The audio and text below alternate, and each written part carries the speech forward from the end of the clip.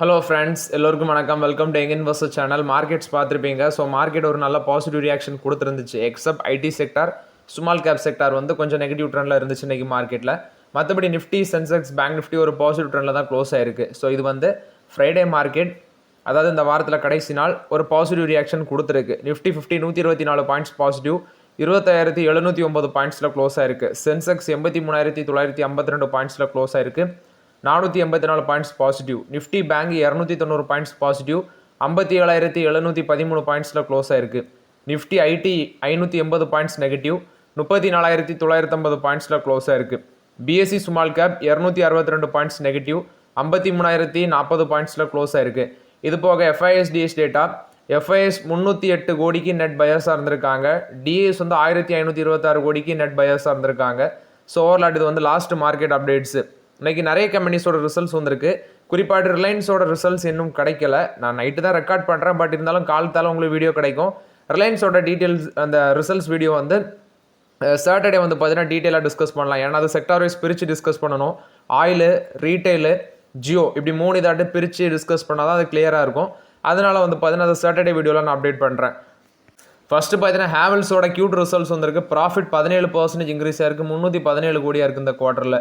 இது போக revenue from operation 5.2% increase ஆயிருக்கு, 4766 கோடி பண்ணியிருக்கிறாங்க. எபிட்டா வந்து 16.1% இன்க்ரீஸ் ஆயிருக்கு, 441 கோடியாக இருக்குது. மார்ஜின் 9.2% ஆட்டி இம்ப்ரூவ் ஆயிருக்குன்னு சொல்லியிருக்கிறாங்க. ஸோ இது வந்து ஹேவல்ஸ் இந்தியா போஸ்ட் பண்ண ரிசல்ட்ஸ் அப்டேட்டு. இது போக செக்மெண்ட் வைஸ் பிரித்து பார்க்கும்போது, அதாவது ஒயர்ஸ் அப்படி பார்க்கும்போது ஃபஸ்ட்டு இந்த குவார்ட்டரில் அதர் இன்கம் ஒரு 5% இன்க்ரீஸ் ஆயிருக்கு, 4865 கோடியாக இருக்குது. டோட்டல் எக்ஸ்பென்சஸ் 4.37% இன்க்ரீஸ் ஆயிருக்கு, 4455 கோடியாக இருக்குது. நெக்ஸ்ட் ஃபர்ஸ்ட் ஆஃப் ஃபினான்ஷியல் இயரில் டோட்டல் இன்கம் 1.2% விழுந்திருக்கு, 10390 கோடியாக இருக்குன்னு சொல்கிறாங்க. இந்த குவார்ட்டரில் சுவிட்ச் கியர்ஸ் பிஸ்னஸ் 8% வளர்ந்துருக்கு, 595 கோடியாக இருக்குது. கேபிள் பிஸ்னஸ் 12.35% இன்க்ரீஸ் ஆயிருக்கு, 2028 கோடியாக இருக்குது. லைட்டிங் அண்ட் ஃபிக்சர்ஸ் பிஸ்னஸ் 8.43% வளர்ந்துருக்கு, 428 கோடியாக இருக்குன்னு சொல்கிறாங்க. எலக்ட்ரிக்கல் கன்சியூமர் டியூரபிள் பிஸ்னஸ் 1.7% விழுந்திருக்கு, 841 கோடியாக இருக்குது. லைலாய்ட் பிஸ்னஸ் 18.2% விழுந்திருக்கு, 482 கோடியாக இருக்குது. கம்பெனியோட அதர் செக்மெண்ட் ரெவன்யூ பார்க்கும்போது, for example motors, solar panels, pumps, water purifiers, personal grooming appliances இது ஒரு 18% இன்க்ரீஸாக இருக்குது, 403 கோடியாக இருக்குது. ஸோ ஓவர்லாட் இது வந்து ஹேவல்ஸ் இந்தியா போஸ்ட் பண்ண ரிசல்ட்ஸ் அப்டேட் கொஞ்சம் பெட்டராக தான் பண்ணியிருக்கிறாங்க. ஸோ இன்றைக்கி ஒரு பாசிட்டிவ் ரியாக்ஷன் தான் லாஸ்ட் மார்க்கெட்டில் கொடுத்துருந்துச்சு. 1487 ரூபாவில் க்ளோஸ் ஆயிருந்துச்சு, ஒரு ஃப்ளாட் பாசிட்டிவ் ட்ரெண்டில் க்ளோஸ் ஆயிருக்கு.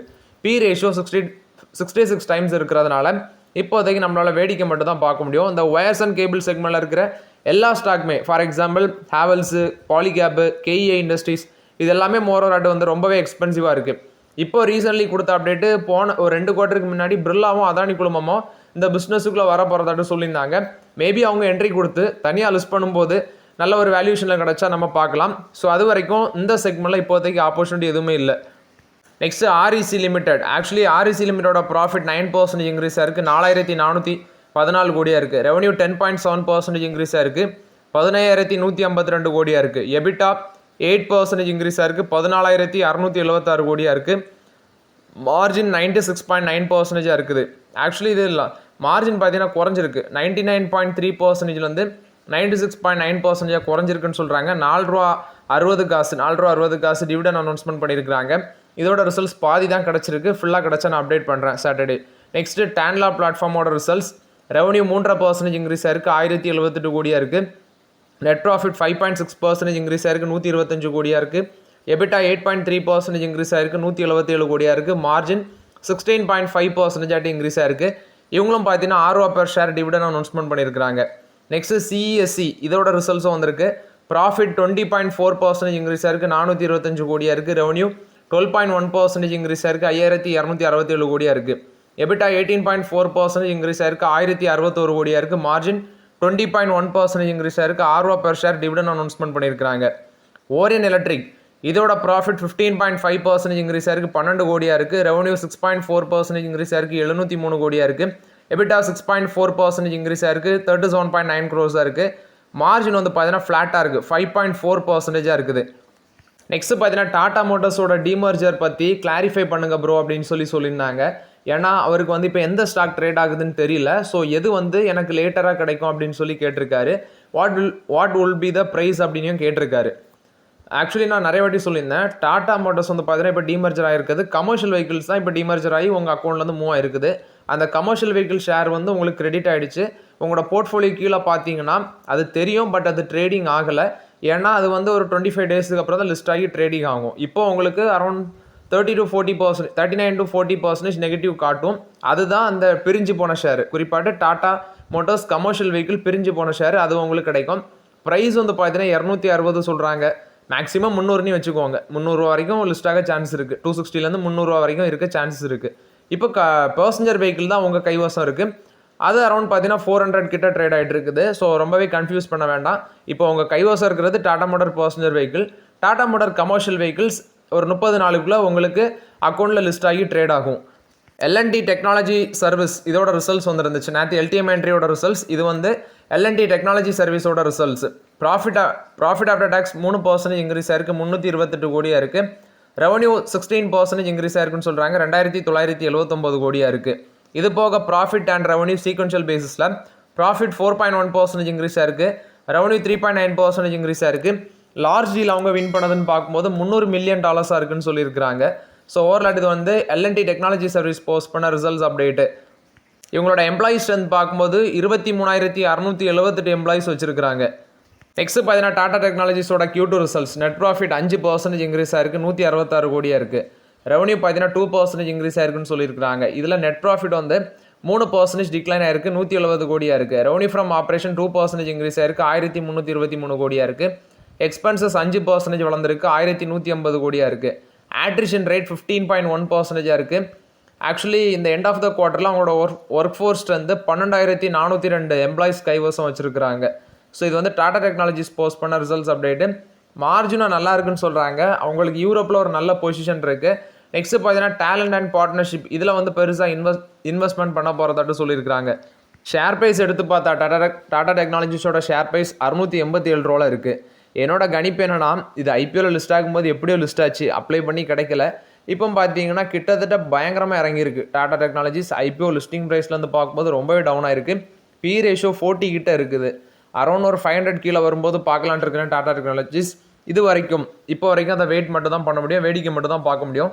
இது டாடா டெக்னாலஜிஸ் போஸ்ட் பண்ண ரிசல்ட்ஸ் அப்டேட். கோடக் மஹிந்திரா குரூப்போட ஒரு company data centre business சிஃபி infinite spaces, இவங்க வந்து பார்த்தீங்கன்னா 3700 கோடி ஐபிஓக்கு பேப்பர்ஸ், அந்த டிராஃப்ட் ஹியரிங் ப்ராஸ்பெக்ட்ஸ் அந்த பேப்பர்ஸ் வந்து ஃபைல் பண்ணியிருக்கதாட்டு சொல்லியிருக்காங்க. டோட்டலாட்டு 3700 கோடி. ஆஃபர் ஃபார் சேலில் 1200 கோடி வந்து சேல் பண்ணுறாங்க. ஃப்ரெஷ் ஷேரு 2500 கோடி. இது வந்து கோடக் மஹிந்திரா குரூப்போட சிஃப்டி டெக்னாலஜிஸ் ப்ரொமோட் பண்ணுற கம்பெனி. அவங்க தான் பார்த்தீங்கன்னா வரப்போகிறதாட்டு சொல்லியிருக்கிறாங்க. டேட்டா சென்டர் பிஸ்னஸில் இருக்கிறாங்க. சிஃபி இன்ஃபினிட் ஸ்பேசஸ் அந்த கம்பெனியோட நேமு. இது கோடக் மஹிந்திரா குரூப் கொடுத்த அப்டேட்டு. சிஎட்டோட ரிசல்ட்ஸ் வந்திருக்கு. ப்ராஃபிட் 52% இன்க்ரீஸ் ஆயிருக்குன்னு சொல்கிறாங்க. Net profit revenue from operation 14% increase ஆயிருக்கு. சீக்வன்ஷியல் பேஸில் ப்ராஃபிட் 65% இன்க்ரீஸ் ஆயிருக்கு. ரெவன்யூ 6.8% இன்க்ரீஸ் ஆயிருக்கு. இது சிஎட் போஸ்ட் பண்ண results update. JSW எனர்ஜியோட Q2 results வந்திருக்கு. ப்ராஃபிட் ஆஃப்டர் டேக்ஸ் 17% விழுந்திருக்கு, 705 கோடியாக இருக்குது. பட் ரெவன்யூ 60% இன்க்ரீஸ் ஆயிருக்குன்னு சொல்கிறாங்க, 3237 கோடியாக இருக்குது. ப்ராஃபிட் ஆஃப்டர் டேக்ஸ் வந்து சீக்வன்ஷியல் பேசிஸில் 5% விழுந்திருக்கு. அது மாதிரி ரெவன்யூ வந்து 0.7% விழுந்திருக்கு குவார்டர் ஆன் குவார்டர் பேசிஸில். எபிட்டா 67% இன்க்ரீஸ் ஆயிருக்கு, 3180 கோடி பண்ணியிருக்காங்க. H1 ஃபினான்ஷியல் 26ல் ஃபர்ஸ்ட் ஹாஃபில் எபிட்டா 79% இன்க்ரீஸ் ஆயிருக்கு. இது போக ப்ராஃபிட் ஆஃப்டர் டேக்ஸ் ஃபர்ஸ்ட் ஹாஃபில் 5% இன்க்ரீஸ் ஆயிருக்கு, ரெவன்யூ 27% இன்க்ரீஸ் ஆயிருக்குன்னு சொல்கிறாங்க. இது போக கம்பெனி கொடுத்த அப்டேட்டில் பேலன்ஸ் ஷீட்டு அதுவும் வந்து பார்த்தீங்கன்னா நல்லா இருக்குது. டெப்ட் டு ஈக்விட்டி ரேஷியோ 2.1 அந்த ரேஞ்சில் இருக்குன்னு சொல்லியிருக்காங்க. கொஞ்சம் க்ரோத் இருக்கிறதுனால அதெல்லாம் குறைச்சிருக்கிறாங்க, கடனை வந்து குறைச்சிருக்கிறாங்க. இவங்களோட இன்ஸ்டால் கெப்பாசிட்டி JSW எனர்ஜியோட இன்ஸ்டால் கெப்பாசிட்டி 13.2 GW. இந்த குவார்ட்டரில் ஆர்கானிக் ரினோபிள் கெப்பாசிட்டி 443 மெகாவாட் வந்து ஆட் பண்ணியிருக்கிறாங்க. இது JSW எனர்ஜி போஸ்ட் பண்ண results update. Next PVR INX இதோட ரிசல்ட்ஸ் வந்துருக்கு. 106 கோடி ப்ராஃபிட் பண்ணியிருக்கிறாங்க. 12 கோடி லாஸ்ட்லேருந்து 106 கோடி ப்ராஃபிட் பண்ணியிருக்காங்க. ரெவன்யூ 12.38% இன்க்ரீஸ் ஆயிருக்கு, 1823 கோடியாக இருக்குது. எபிட்டா 29.55% இன்க்ரீஸ் ஆயிருக்கு, 612 கோடியாக இருக்குன்னு சொல்லியிருக்காங்க. மார்ஜின் 33.55% இருக்குது. இது வந்து PVR INX போஸ்ட் பண்ண results update. JSW ஸ்டீலோட Q2 results வந்திருக்கு. நெட் ப்ராஃபிட் 270% இன்க்ரீஸ் ஆயிருக்கு, 1623 கோடி. ரெவன்யூ 13.8% இன்க்ரீஸாக இருக்குது, 45,152 கோடியாக இருக்குது. Actually steel production all time high touch பண்ணியிருக்கு, 7.90 மில்லியன் டன்ஸ் ப்ரொடக்ஷன் பண்ணியிருக்கிறாங்க. டிமாண்டு எல்லாமே நல்லா இருந்ததுனால. ஆனால் சீக்வன்ஷியல் பேசிஸில் ப்ராஃபிட் பார்க்கும்போது 25% டவுன் ஆயிருக்குன்னு சொல்கிறாங்க, 2,184 கோடி. அது ஆக்சுவலி முந்தின குவார்ட்டரில் 2,184 கோடி இருந்திருக்கு. குவார்டர் அண்ட் குவார்டர் பேஸில் ப்ராஃபிட் அடி வாங்கியிருக்குது. அதே மாதிரி ரெவன்யூ வந்து 4.6% இன்க்ரீஸாக இருக்குது குவார்டர் அண்ட் குவார்டர் பேஸில். எபிட்டா 39% இன்க்ரீஸாக இருக்குது. ரெடியூஸ் இந்த அயனோரு, கோக்கிங் கோலு, பவர் இதுக்கு வந்து பார்த்தீங்கன்னா காஸ்ட் ரெடியூஸ் பண்ணியிருக்கிறாங்க. வால்யூம் இன்க்ரீஸ் ஆகிருக்குதுன்னு சொல்கிறாங்க. எபிட்டா 7,115 கோடியாக இருக்குது. டெப் டு ஈக்விட்டி 0.93 இன்டூ அந்த ரேஞ்சில் இருக்குது. ஆக்சுவலி முந்தின குவார்ட்டரில் பார்க்கும்போது 0.95 இன்டூ அந்த ரேஞ்சில் இருந்தது. இப்போ 0.93 இன்டூ அந்த ரேஞ்சில் கொண்டு வந்திருக்காங்க.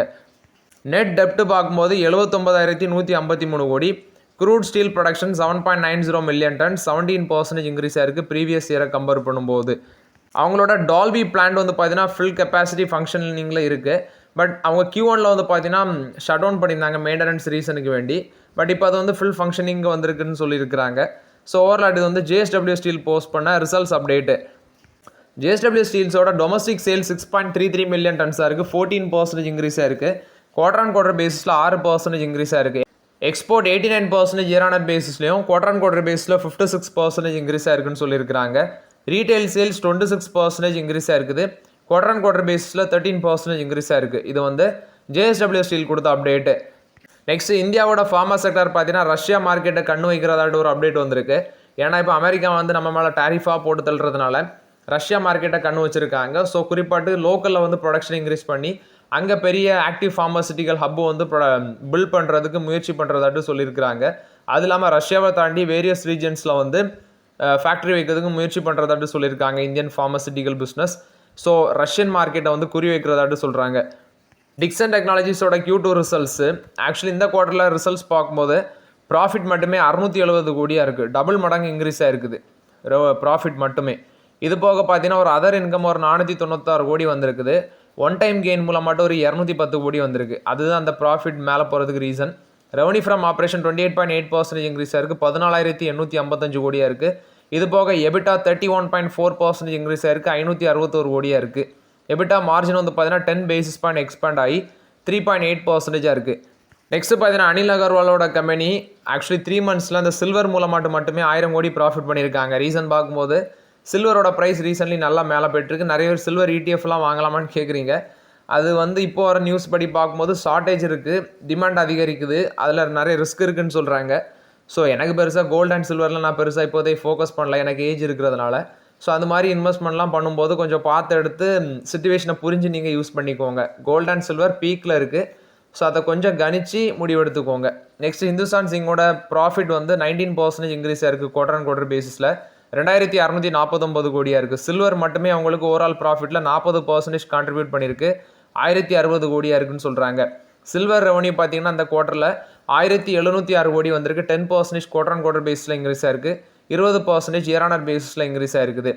நெக்ஸ்ட் அவங்க அப்டேட் பண்ணுறது ரெவன்யூ ஃப்ரம் ஆப்ரேஷன் 8,549 கோடியாக இருக்குது, 10% குவார்டர் அண்ட் குவார்டர் பேஸில் இன்க்ரீஸாக இருக்குது. எபிட்டா மார்ஜின் 52% இருக்குது. ஆக்சுவலி இந்த குவார்ட்டரில் வந்து பார்த்தீங்கன்னா ஜிங்கோட ப்ரொடக்ஷன் காஸ்ட் வந்து 5 இயர் லோவை அச்சீவ் பண்ணியிருக்குன்னு சொல்லியிருக்காங்க. 5 இயர் லோவை அச்சீவ் பண்ணியிருக்கு ஜிங்கோட ப்ரொடக்ஷன் காஸ்ட்டு. ஸோ ஓவரால் இது வந்து ஹிந்துஸ்தான் ஜிங்க் கொடுத்த அப்டேட்டு. சில்வரோட ப்ரைஸ் அந்த MCX சில்வரில் பார்க்கும்போது 1.7 லேக்கை ரீச் பண்ணியிருக்கு சில்வரோட ப்ரைஸு. இந்த ஒரு மாதத்தில் மட்டுமே 20% பார்த்தீங்கன்னா ரேலியாக இருக்குது. ஸோ சில்வர்லேயே நிறைய பேர் ஃபோக்கஸ் பண்ணுறாங்க. பட் அது வந்து கரன்சி இல்லாததுனால அதெல்லாம் லாங் டேர்முக்கு கெஸ் பண்ண முடியாது, அது இறங்கும் அப்படின்னும் நிறைய பேர் சொல்கிறாங்க. ஸோ நமக்கு இந்த கோல்டு சில்வரில் பெருசாக ஃபோக்கஸ் கிடையாது. ஸோ அதனால் நம்ம பெருசாக அதை ட்ராக் பண்ணுறதும் கிடையாது. ஸோ ஓகே ஃப்ரெண்ட்ஸ், ஆக்சுவலி இந்த வீடியோவில் சில இம்பார்ட்டன்ட் அப்டேட்ஸ்லாம் டிஸ்கஸ் பண்ணோம். இந்த வீடியோ உங்களுக்கு பயனுள்ளதாக இருந்துச்சுன்னா லைக் பண்ணுங்கள், சப்ஸ்கிரைப் பண்ணுங்கள், கமெண்ட் பண்ணுங்கள். Okay friends, thank you.